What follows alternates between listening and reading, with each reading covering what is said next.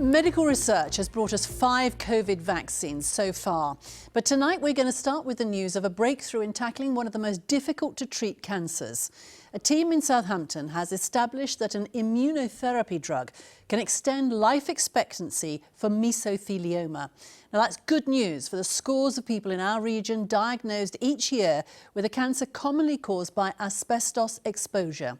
Sophia Seth has more. Let's be quite honest, if I hadn't had the drug, I don't think I'd be here today.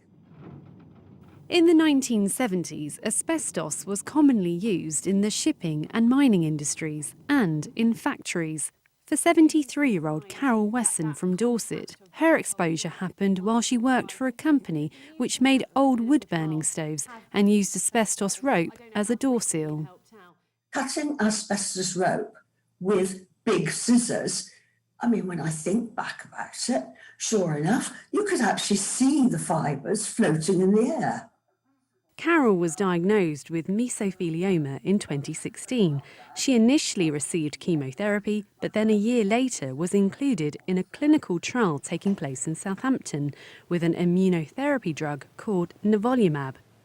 Results have shown that those on the drug were given an average of 3 months longer to live and a 39% reduction in the risk of the cancer getting worse.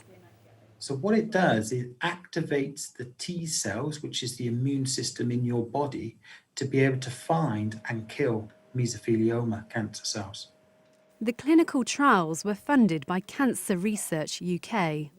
70-year-old Tony Smith, who used to work in the building industry when asbestos was commonly used, is also part of the trial and has seen his tumour shrink by a quarter. When I started the trial, I was on quite a lot of painkillers, and I gradually weaned off those, and now I'm on none. I've got most of my strength back, and I don't feel ill, so it's a remarkable change. Although the research has only just been published, last March the NHS agreed to supply nivolumab for a year for patients with the most serious form of mesothelioma. Carol was one of them. To be honest, friends of my age, I know I still annoy them because I've always had more energy than them from when we were young, and now I still irritate them because I've got more energy than they have now.